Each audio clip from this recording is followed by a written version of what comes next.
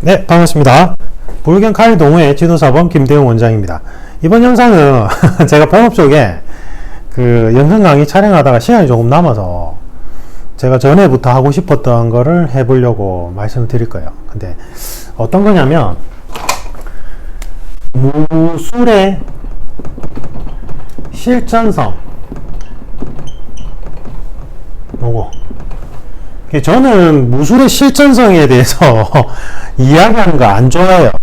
그 이유에 대해서 설명을 드릴 건데 어떤 무술이 과연 실전성이 있느냐 이게 수련생들이 제일 궁금해하는 거죠.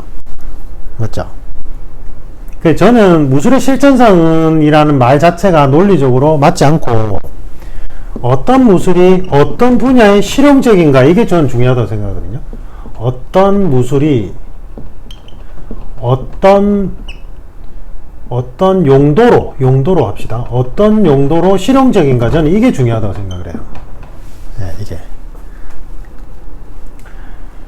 무술의 실전성이 왜 허무맹랑한 거냐면 이런 거예요. 자, 이게 그 전에 무술의 개념 정리를 먼저 하셔야 되는데 전통 무술과 현대 무술이 있어요. 현대 무술은 이제 스포츠화된 거죠. 자, 전통 무술은 총이 등장하기 전에 전통 무술은 이제 총이 등장하기 전에는 도검류가 그러니까 칼, 뭐 창 이런 거 도검류가 전통 무술의 핵심이에요. 그러니까 맨손 무술이라는 개념은 없어요. 엄밀하게 따지면 태극권도 태극검이 있어요. 태극검. 그러니까 총이 등장하기 전에는 칼을 가진 자가 세상을 지배하던 시기되었기 때문에 도검이죠. 그래서 무술은 반드시 도검류가 같이 병행해서 수련했어요. 팔극권도 중국의 팔극권도 팔극도가 있을걸요. 제가 정확하게 모르겠는데 이렇게 도로 하는 게 있어요. 그러니까 무슨 말이냐면 전통 무술은 모션들이 무기술 따로 맨손 무술 따로라는 개념이 없다고요. 같은 시스템 하에서 체계가 구축되어 있어요. 그래서 사실은 태권도 조선시대 때 이제 사병협화 정책에 의해서 무술들이 이제 군 편제가 되기 시작하면서 이제 살아남기 위해서 사실은 민간 쪽에 스포츠화된 건데 태권도 사실은 태권이라는 단위 명칭도 아니었어요. 고을마다 이름이 다 달랐고 그리고 시합 형태도 다 달랐고 어쨌든 그렇긴 한데 태권도 사실은 맨손 무술이 아니에요. 태권을 맨손 무술로 착각하시는 분이 있는데 아니에요. 태권도 엄밀하게 전통 무술 개념에 가깝기 때문에 안에 무기술을 넣었을 때 전목이 다 가능하게끔 모션이 돼 있어요. 사실은 이게 뭐 그거는 변론으로 하고 그러니까 전통 무술은 사실은 맨손 무술 개념이 없다는 거 제가 먼저 말씀드리고 근데 현대 무술이 이제 스포츠화 된다는 건 뭐냐면 총이 등장하면서 도나 검에 대해서 전쟁이나 일상생활에서 그 활용 실용성이 현저히 떨어진 거예요. 현저히. 사실은 내가 장검을 아무리 수련해봐야 총을 못 이겨요. 맞죠? 그러면서 전통 무술 내에서 맨손 무술 파트가 분화되기 시작한 거죠. 그리고 스포츠화 되면서 룰을 만들면서 스파링 시합 형태로 가니까 타격기 쪽으로 가느냐 아니면 그라운드 쪽으로 가느냐 일로 이제 이게 뭐 유술 계통으로 가느냐 뭐 유도가 제일 대표적이겠죠. 주짓수 그 다음에 이제 복싱 뭐 가라데 이렇게 가죠. 그러니까 가라데도 전통 무술 개념의 가라데는 사실은 무기술 수련을 같이 했어요. 분명히. 그러니까 이제 타격 그라운드 이렇게 가죠. 이게 스포츠로 분화된 거예요. 근데 이렇게 되면서 실전성 논란이 제일 많이 일어나는 거예요. 제가 실전을 주장하시는 분들은 딱 두 부류인데 실전을 주장하시는 분들은 어떤 부류하고 어떤 부류냐면 현대 총을 주로 사용하는 현대 군인들 군인 출신 뭐 군 특수부대도 마찬가지고 그 다음에 이제 조폭들 이쪽 분들이 무술의 실전성에 대해서 얘기를 많이 해요. 제가 예전에 검도지선사범 할 때 양쪽 부류가 다 왔었는데 근데 이 안에서도 부류가 좀 나뉘어요. 부류가. 그래서 이제 군인 출신 위주로 제가 먼저 말씀을 드릴게요. 군 출신자분들 중에 실제 실전, 죽고 죽이는 실전 전투 상황을 겪었다는 주장을 하시는 분들 중에 제가 겪은 바로는 그룹이 딱 두 그룹으로 나뉘어요. 어떻게 나뉘냐면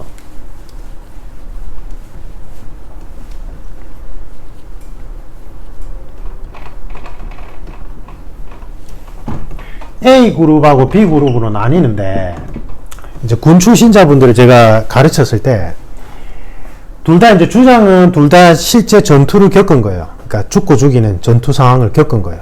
겪었는데 A그룹은 제가 이제 사석에서 그때 어떤 상황이냐고 이렇게 넌지시 물어보잖아요. 뭐 검도장 말고 제 본업 쪽에도 제가 군 특수부대 출신자분들을 코치를 많이 했으니까 물어보면 이분들은 얘기를 잘 안 해요. 되게 괴로워하고 말을 하고 싶은데 되게 괴로워서 말이 잘 안 나오는 거예요. 목구멍에. 왜? 이게 트라우마니까. 근데 B그룹은 진짜 한편에 영화와 같이 묘사를 하세요. 그리고 막 자랑스럽게 자기가 어디에 갔다고 막 이렇게 얘기를 하세요. 당당하게.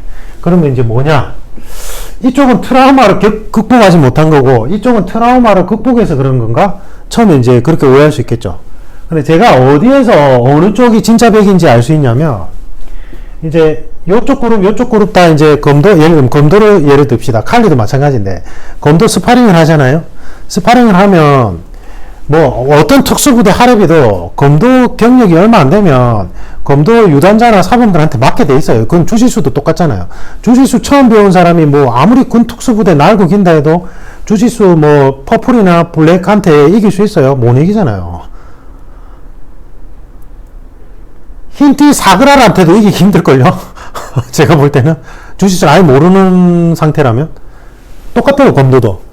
그 이제 하면 이제 맞잖아요. 그럼 이제 사범들한테 맞는 거는 그나마 나은데 일반 뭐 2단, 3단 유단자들한테도 맞으니까 이게 반응이 딱 극단적으로 나뉘는데, B그룹은 뭐라고 하냐면요, 대본에 짜증을 내면서 검도는 말이야, 검도 뭐 손목, 머리, 허리만 딱 규칙을 정해놓고 하니까 네가 나를 때릴 수 있는 거야 이러면서, 실제는 말이야 규칙이 없어 이러면서, 실제는 여기를 벨 수도 있는 거고 여기를 벨 수도 있는 거고 그런 거지 뭐 이렇게 타깃을 정해놓고 때리나? 그러니까 실전에서 너가 나한테 안 돼 이런 식으로 이제 항변을 하고 싶은 거예요. B그룹은 그렇게 얘기해요. 대체로 A그룹 있잖아요. 이 트라우마를 극복 못한 것처럼 보이는, 그래서 뭔가 말을 하고 싶은데 그 상황을 잘 묘사를 못하고 되게 괴로워하시는 분들, 이분들은 뭐라고 하는 줄 아세요? 대본에 제가 이쪽 B그룹의 반응을 전달해서 얘기를 해주면 A그룹은 어떻게 나오냐면 피식거려요. 되게 피식거리면서 이 B그룹이 제가 볼 땐 그 사람들 실제 교전 상황 안 겪어본 것 같은데요 이래요. 제가 왜요? 이렇게 여쭤보면 실제 교전 상황은요, 실제 총으로 교전을 하든지 아니면 나이프로 서로 백편정을 붙든지 간에 실제 교전 상황에서는 이 도장에서 검도 스파링 하는 것보다 더 많은 제약 상황이 있어요 이래요. 그러니까 무슨 말이냐면 검도할 때 스파링 할 때 우리가 손목, 머리, 허리를 타겟팅으로 지정을 해 놓은 건 여기가 제일 격자하기 힘든 부위라서 하는 거예요.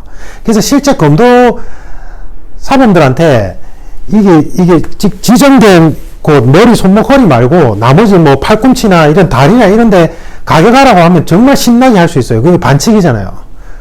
여기가 가격하기 힘들어서 타겟팅을 해놓은 거지, 나머지 부분은 여기가 되는데 안 된다고. 여기가 되면 여기도 자연스럽게 다 배울 수 있어요. 격자할 수 있고. 근데 이제 이 A그룹 말씀은 뭐냐면 이거예요. 실전이란 것도 언제나 뭐 어떤 뭐 이렇게 나이프로 교전이 이루어진다든지 총으로 서로 교전이 이루어질 때도 언제나 나한테 유리한 상황만 있는 것이 아니다. 예를 들면 내가 한쪽 팔을 이미 다친 상태라서 한쪽 팔 다치고 한쪽 팔만 멀쩡한데 내가 대검 라이프를 들고 상대편은 두 쪽 다 멀쩡하고 오히려 나보다 인원이 하나 더 많은 상황도 있을 수 있다. 나한테 현저히 불리한 상황이잖아요. 맞죠? 그러니까 실전에서도 죽고 죽이는 실전에서도 항상 제약은 어떤 식으로든 걸려 있다. 그 제약 상황에서 내가 승리하는 방법을 모른다면 그것은 실전에서 승리하는 것과 승리를 못하는 거하고 똑같다. 그러니까 더 쉽게 표현하시면 검도라는 검도 규칙 하에서 검도를 못하면서 무슨 실전 상황을 논하냐 이거예요. 이게 이해가 되세요? 이게 저는 이해가 딱 되더라고요. 그러면서 제가 느낀 게, 이쪽 분들이 정말 진짜 실전을 겪은 분들이구나, 라는 생각을 했어요. 그 제가 군인 출신자들도 사기꾼들 엄청 많거든요, 진짜. 그리고 저 조폭 출신 있잖아요. 진짜 실제 조폭, 전국구 조폭 정도 레벨 되는 분들. 에? 그 양반들도 이렇게 그룹이 나뉘어요. 나뉘어가지고 똑같은 얘기예요, 똑같은 얘기. 그게 무슨 말이냐면, 검도장에서 검도 스파링 규칙 하에서 검도 스파링으로 못 이기면 실전에서도 못 이긴다 이거예요.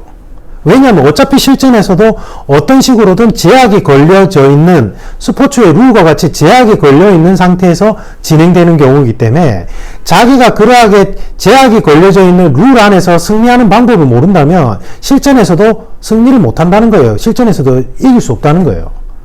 이 A그룹의 주장은요. 그래서 A그룹은 뭐 군 특수부대 출신이든 조폭이든 간에 이 A그룹은 검도장에 와서요, 되게 그냥 검도를 열심히 배워요. 딴소리 안 해요. 이게 무슨, 이게 실제 같으면 이렇게 안 움직인다고, 이렇게 하고, 이렇게도 되는데, 이게 되냐면서, 이런 얘기 안 해요. 그냥, 검도만 담백하게 배워요. 근데 이제, 물론 그런 건 있죠.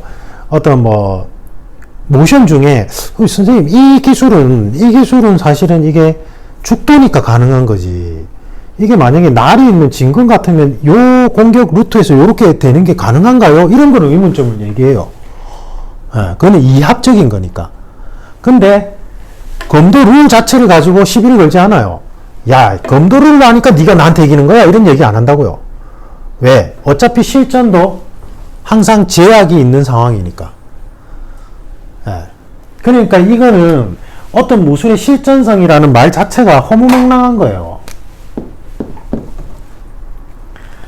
저는 이제 주짓수 주린이 주짓수 막 배우려고 하고 있어요. 제가 이제 나중에 저희 가족들 다 같이 하는 게 목표라서 이제 검도도 스파링 위주로 계속 하는 그 무술이니까 거기를 오랫동안 해서 그런지 모르겠는데 주짓수의 수련 체계가 저한테는 잘 맞아요. 잘 맞는데 제가 이제 주짓수 막 배우기 시작하면서 보니까 거기도 이런 게 있더만요. 그래서 스포츠 주짓수를 강하냐, 아니면 실전 주짓수를 강하냐, 개뿔이에요. 제가 너무 자극적으로 말씀드리는데, 스포츠 주짓수, 실전 주짓수 구별하는 것 자체가 말도 안 되는 거라고요. 지금 A그룹 말씀처럼요.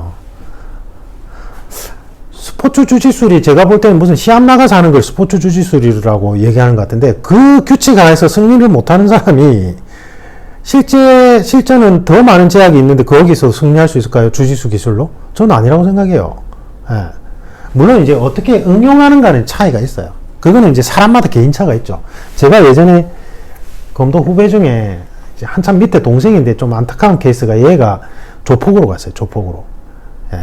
근데 정말 진짜 많이 말리려고 했는데 지금 어떻게 지내는지 잘 모르겠어요. 그 뒤로 연락이 끊겨서 그 친구가 검도 2단인데 날라다녔어요.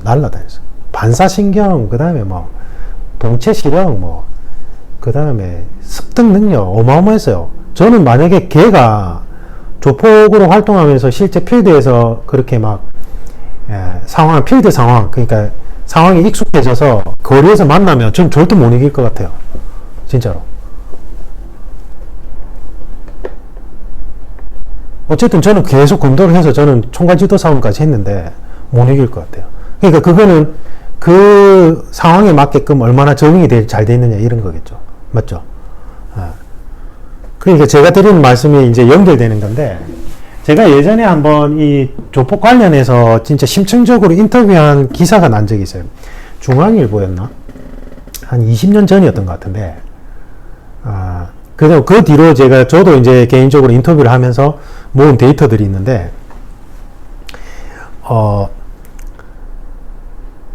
실제 전국구 조폭들은, 전국구에 정말로 진짜 이름이 날리는 조폭분들은 실제 다 선수 출신이에요. 대부분이. 복싱이나 레슬링이나 유도나 태권도나. 그러니까 청소년기 때 운동부 출신인 거예요. 그러니까 운동을 했어요. 전국 대회를 나갔거나 안 나갔거나. 그 정도예요. 아니면 정말 선수로 활동하지 않아도 선수의 버금가게 중고등학교 때 도장을 통해서 배웠거나. 그러니까 싸움 9단이 뭐 무술 7단이 싸움 7단 못 이긴다 이런 얘기는 거짓말이라고요.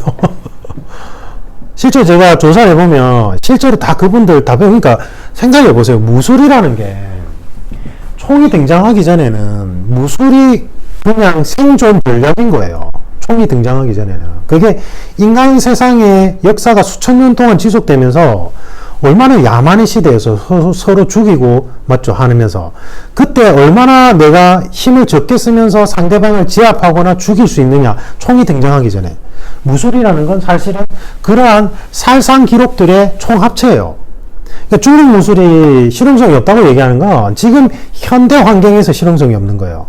현대 환경에서 이렇게 스포츠화 되면서 스파링 위주의 경험치가 많이 쌓이면서 이제 그게 없다고 얘기하는 거지, 옛날에 총이 등장하기 전에 만약에 중국 전통 무술이 실전성이 없다면 살아남았겠어요? 그 문파가? 당연히 없어졌죠. 도태되죠.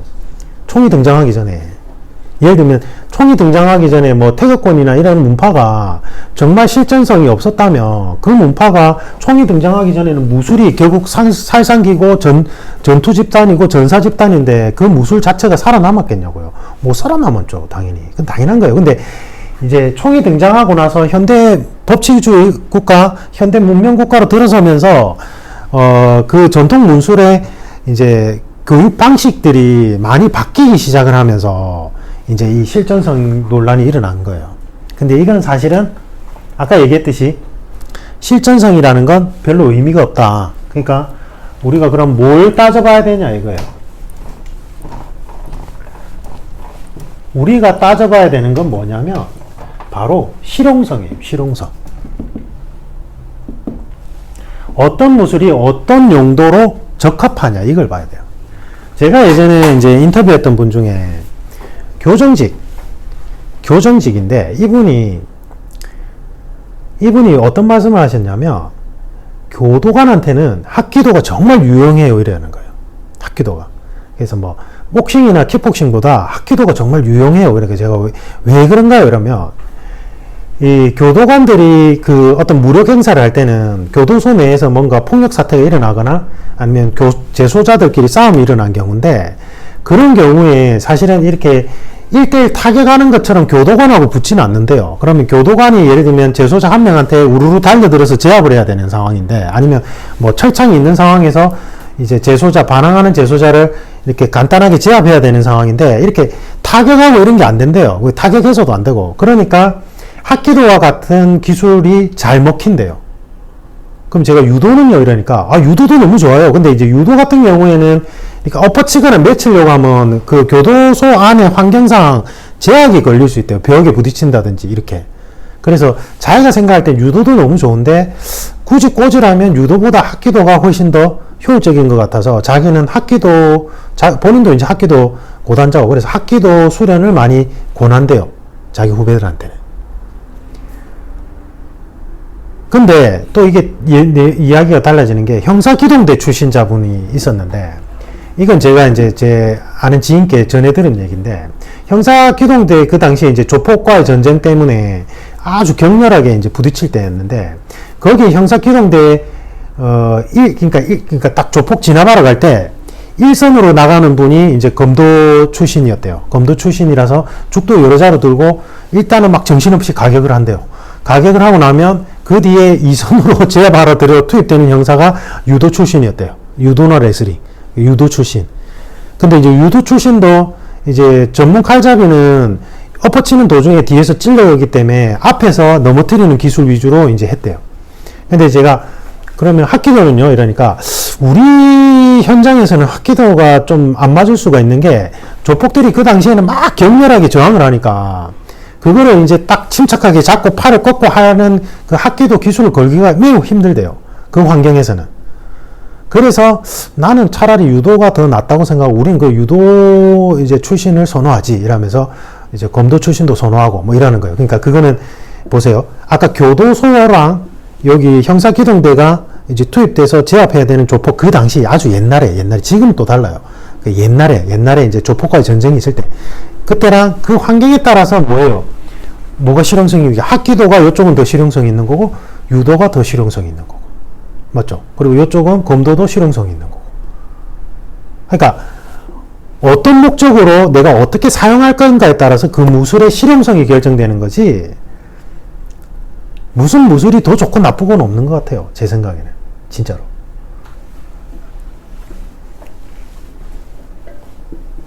그러니까 결론은 무술의 실전성 논란은 허무맹랑하다. 아까 얘기했듯이 어차피 실전도 제약이 걸리는 스포츠의 룰과 같은 상태가 언제든지 존재하기 때문에 그런 거 따지기보다는 차라리 그 무술을 제대로 수련하는 게 중요하다. 그래서 무술의 실전성은 생각하지 마라. 대신에 내가 어떤 일을 하고 내가 어떤 분야에서 어떻게 활동하는가에 따라서 나에게 더 실용적인 무술은 반드시 존재한다. 그게 오늘의 결론입니다. 이상입니다. 감사합니다.